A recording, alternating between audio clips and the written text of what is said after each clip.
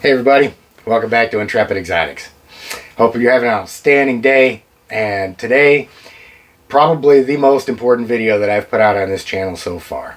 If you're a reptile keeper, if you're an animal keeper of any stripe, we really need to sit down today and have a serious look at some things that are going on.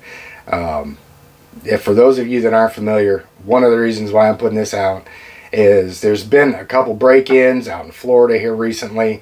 Tom Crutchfield's place has been broken into a couple times. They've stolen and killed some of his animals.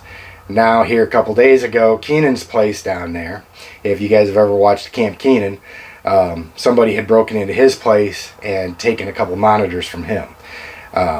So any of you out there that keep animals, I don't care whether it's dogs, cats, hamsters, gorillas, these animals that we keep, they're part of our family. It's a really tough time for these guys when something like this happens. So today, I want to, spread awareness about what's going on down there. If you haven't heard, if you're in the area, really need to make sure that everybody's got their head on a swivel, keeping your ears open, and keeping an eye. We really would like to get, these animals returned to these folks that have put so much time and effort and love into these animals, just to have somebody come in and take them in the way that they did. So we're going to talk about that. I'm going to leave some links down there to their pages, because both of these guys give a lot more details than I have on it. And we're going to talk some about securing our reptiles. Things that we can do as keepers to help ensure that, we're not a soft target for these folks. So you guys all know the drill too about YouTube. You always hear us saying, like the videos, get subscribed to the channel. That's all well and good. I'm not really concerned about that right now. My main intent is to just get this video out there, get it shared.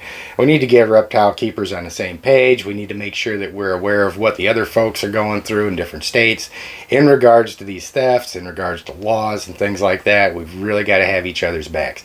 So if you're another YouTuber watching this, you have my explicit consent to take the entire transcript off of this, copy it verbatim, put your own content out, get it shared. Doesn't matter. This isn't a proprietary topic. This is something that affects all of us. So grab you a coffee, grab you a juice and a Snickers bar, whatever you got to do, and we're going to go into a little bit more detail about this when we come back on Intrepid Exotics. Do you have a natural love for animals? Then come along with us as we explore what it's like living with and caring for some of the most unique animals on the planet, our reptiles. Whether you're a lifelong keeper or just getting started, help us encourage responsible keeping, conservation, and public education in the interest of keeping our reptiles safe and healthy as we protect them for future generations. You're invited to spend time with us as we experience these awesome animals together on Intrepid Exotics.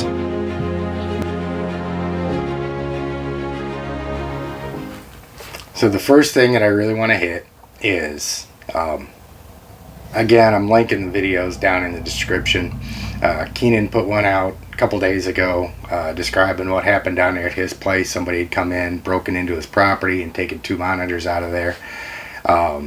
2 awesome animals that he had a lot of time and love invested in. But I really feel for him. I hate that it happened. And the only thing that we can do at this point is get the information out there. Make sure as many people, especially in the local area down there, know about it as possible. Everybody keeps their eyes open, and I'm really hoping, keeping my fingers crossed, that somehow he's able to get his animals back. It's really, and those of us that keep these animals already know this, and for those that don't, we can all relate to when somebody has a dog stolen. When a dog jumps a fence and it runs away, you see the kids crying that they lost their pet, and everybody jumps on board and tries to find it. There's the missing dog posters all over the place. And that's a bad thing to have happen. But it's so much different when you're talking about a reptile, particularly something, and that's why I'm sitting in front of Niles right here right now. He went back up to his basking platform. He got tired. But, our reptiles many times require so much more effort. so much more of ourselves invested into these animals in order to socialize them and get them to the point where we can interact with them and getting them to trust us and so forth. Any of us that have taken an animal that wasn't domesticated, and it wasn't really well socialized, and spent months, sometimes years, working with these animals in order to get them to the level that they are, there's so much more invested in it. And when somebody comes in, when one of our animals dies, or when somebody just comes out and blatantly takes them like that, it hurts. It's a shot. I guarantee you, I've got the shirt on. It's a big joke, I like snakes and like maybe 3 people. Probably a lot of truth to that, if I'm being quite honest. I love people, don't get me wrong, folks that, fellow keepers and things like that, and people that we share common interests in. I love sharing the animals with people. I love helping people get into it and so forth. But there's so many more people out there, especially for those of us that keep snakes. How many times have you went to work, or you went to a social event or something like that, and topic comes up, you maybe show a picture of your snake to somebody, if you've got, like in my case, I've got a 15-foot male retic. And, the first thing that you always hear from people is, oh, you're crazy, you're stupid, I'm not coming to your house, if I see that thing, I'm going to shoot it. Well, probably the wrong thing to say to a combat vet who still isn't completely dead. But you get the point. And we've got a lot of things as reptile keepers. We've got a lot of things stacked against us. And not even talking about the reptile laws that come down from councilmen and legislators and things like that really don't have any idea what they're talking about. They're just pandering to people trying to get votes and pass laws to ban the animals and things like that. Some of these people, you got to wonder how they even graduated college, and now they're sitting there making up laws about our animals. Between that and as the thefts and things like that start coming up, as reptile keepers, we've really got to keep ourselves on point. There's a lot of stuff going on. And for those of us that really love keeping these animals and love working with them, the only way we're going to be able to continue to do this is if we continue to work together as a reptile community, if we continue to hold each other accountable to standards of care, and now, even more importantly, standards of security. We understand that, facilities like Tom Crutchfield's place and like Kenan's, they're so much more difficult to secure than a private keeper who's has everything contained in their home. From a security perspective, you almost, at that point, you're looking at, perimeter fencing, floodlights, motion detectors, the cameras for nighttime detection and stuff like that are so much more expensive than something that I can put in a house like I've got all over the place here. It's harder to facilitate for them. And, unfortunately, that's just an expense that these folks need to incur on top of everything else now, just to make sure that they're able to safeguard their collections. And, a friend of mine was talking earlier.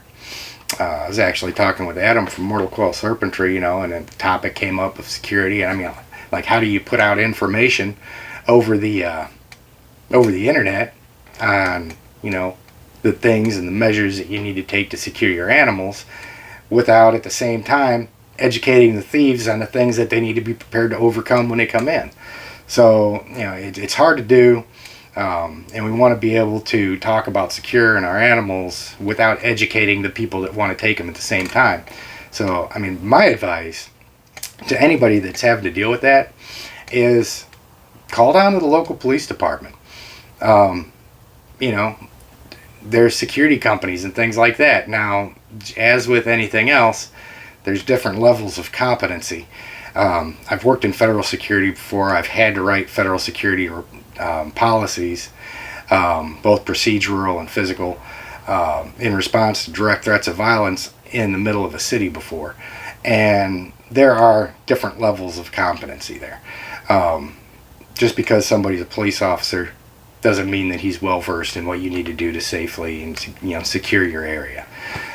So you do have to exercise a little bit of personal discretion there, and making sure, just like with anything else, that you're getting good information from folks and you're getting good, competent help.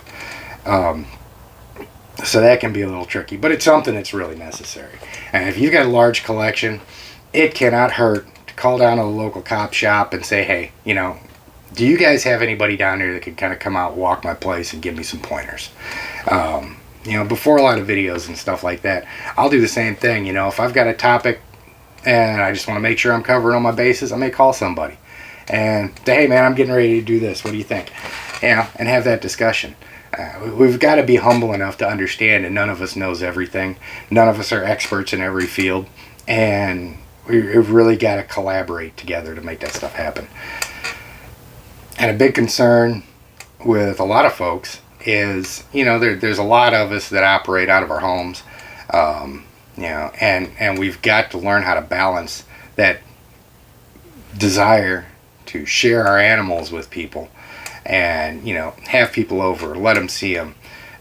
We've really got to temper that with some common sense and make sure that, if you're having anybody over to your house, if you're having anybody over to your property, it's really important that you use some discretion and make sure that person is trustworthy. Because they're going to come in, even for those of us making videos and things like that. I mean, I do have certain camera angles that I don't show in this house because there's certain measures here that I don't want anybody to know about. Because it is really important to me that my animals stay safe, they stay secure. I don't want anybody else getting them, And it is really important that we all keep those things in mind while we're doing this. Even stuff as simple as the thing that a lot of us do. A lot of us keep our keys in the locks on the enclosures because there's no way that the snake can get out of the enclosure, turn the key to open the door. So it's so much more convenient for us to just leave the keys in there. I'm guilty of it. And, it's something that we need to start being more aware. Even simple stuff like that. If you've got locks on your enclosures, take the keys off of them. If somebody gets in, it's going to be that much more difficult for them to, in a timely manner, get your animals out of that house. If you've got animals that you're keeping outside, unfortunate as it is, you've really got to treat that as a compound. Make sure that you've got the appropriate security measures up there. Now, there's a couple other dynamics that we really need to talk about here as well, and this comes up anytime we're talking about banning reptiles. We've got to deal with this right now in North Carolina because there's legislation on the table to ban tegus, and Florida has really been slammed with this. Floridians that are keeping reptiles have really got a double, maybe a triple whammy that they've got to deal with. When you start banning reptiles, when you start making laws against keeping them, all you're doing is driving everything underground. People are still going to keep them. People are still going to try and have them. And if there's no legal, regulated way to do that, they're going to resort to, illegally transporting animals. They're going to go lean more towards, capturing wild animals instead of having captive bred animals available to them. It's going to be harder for them to find health care for their animals. It's going to be harder for people to secure their collections, because if something's illegal and the only way you can get it is to break into somebody's place and steal it, there are obviously people that will do that. So the reptile bans and things like that, they don't help. I'm not going to sit here and use that as the only excuse for it, but it certainly doesn't help. It doesn't make the situation any better. It doesn't justify anything by any means, but it's another consideration that we need to think about. Now we're going to go in here in the future. I've got some other ideas for some videos that I'm going to be putting out on this topic here down the road. I've got some people that I want to collaborate with, things like that. And I don't want to have this video be terribly long, trying to be respectful of everybody's time. And like I said, I'm going to have links in the description below to the information that these guys have put out about what happened to them down at Kenan's place, and Brian Burchak actually went down to Tom Crutchfield's place and put out a video on that. I'll find that and link it down there as well. Just as a matter of awareness. You know, when you guys get done here, check those out. Particularly if you're in the Florida area, if you're close to there. Really important that everybody, like I said, keep an eye out for these animals. And folks may not realize too, I mean, when we talk about trying to recover animals that have been stolen, you know, you may think, well, you know, they all look the same. You know, one black Asian water monitor looks the same as another black Asian water monitor. And the truth is that all of our reptiles have got identifying features the same as fingerprints, if not better. You can have a whole room full of normal reticulated pythons, and the pattern, the scale pattern on each one of those is going to be different. They're going to look similar. When you actually break it down, you look at it, it's just like a fingerprint. You can identify different snakes very specifically. A lot of times that's the case with lizards and things like that too. You know, I'm just looking at them. Yeah, man, these two bearded dragons look identical. But there are features and patterns on all of these animals where they can be identified. And, you know, just like me, I've got all of my animals on video. So any one of my animals could leave my house right now. And if I found it later, I could go back, pull up a video that references any angle of this animal, because I've got so many videos stored of all these things, and positively identify, yes, that's my reticulated python. Yes, that's my Burmese. Yes, that's my Nile monitor. So, yeah, and another point to consider too. You know, if you find somebody out there hawking animals and things like that and trying to sell something really quick, just trying to unload it, and it looks similar to something that you know has been stolen, you know, it's entirely up to your conscience what you do about it. If you're planning on buying it, buy it, you know. And if it looks like something you think has been stolen, you know, look up the pictures, get it back to them, something like that. I guarantee you that if somebody was to see one of Kenan's monitor lizards that was for sale on Craigslist or something like that, and that person bought it and returned it to him, I guarantee you Kenan would be more than happy to reimburse that person for whatever they spent on that. And then that gives them an opportunity to track down the person that they bought that from. Same thing with me. You know, if somebody steals one of my animals, by all means, if anybody sees it, buy it, pick it up. You know, let me know when we identify it as mine, or, you know, then we can go about reimbursing, you know, and finding out who it was that took it. And before I sign off of here for today, I want to put out a very direct message to any thieves out there that either have already stolen from somebody or are planning to steal from somebody. You need to keep in mind that my channel analytics on here, my viewership's about 90% male, and 90% of that is males between the ages of like 25 and 45. I don't remember exactly what the numbers are. You know, half of that's towards the younger side, half of it's towards the older side. But you're going to find a couple things about people that keep giant reptiles. You know, if you've got 14, 15, 20-foot constrictors, 4, 5, 6-foot monitor lizards and things like that, those of us that keep those animals tend to be just a little bit more bold than most people, tend to be a little bit less fearful, and probably are going to be a little bit more difficult to encounter if we walk in and we find you in our basement trying to get into one of our reptile enclosures. There's a lot of combat vets out here. There's a lot of combat arms folks that used to make their living doing some really bad things to people.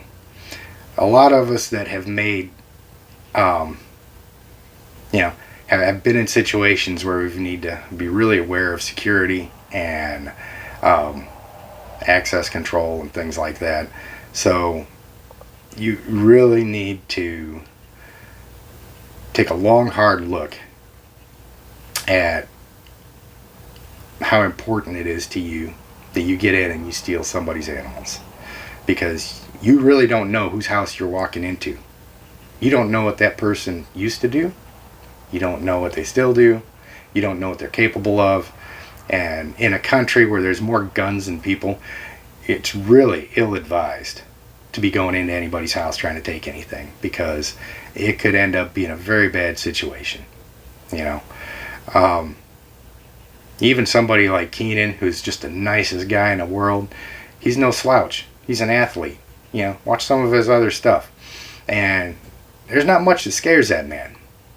Whoever it was that got in there, you're very, very fortunate that he didn't happen to just be walking out and checking on his animals, because I'm going to venture to guess that whoever you were probably wouldn't have stood much chance, and you'd be sitting in jail right now, because I think Kenan would have been fully capable of holding you in one place till the cops got there. So don't do it. You don't ever know what you're walking into. You may get away with it once, you may get away with it twice. Sooner or later, you're going to walk into the wrong house, and it's going to make the news.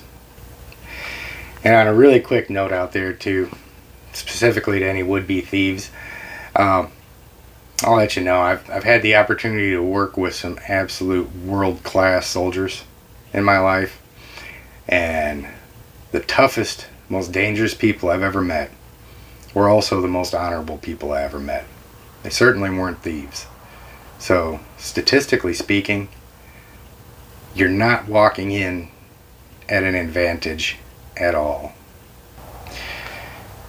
And you guys need to understand that, the bond that reptile keepers have with our animals, if we're put in a position to do so, we're going to defend these animals just as vehemently as we would defend our own children.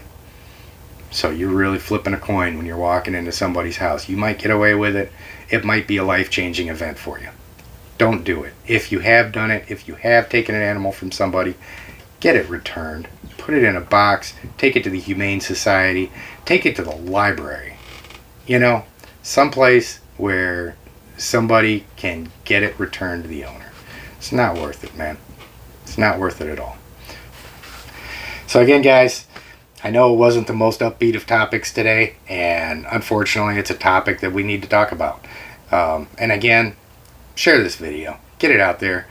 Let's all get on the same page here. I don't even care if you share this one. Go down, open up Kenan's video that I'm posting down here where he talks about his animals. Share that one.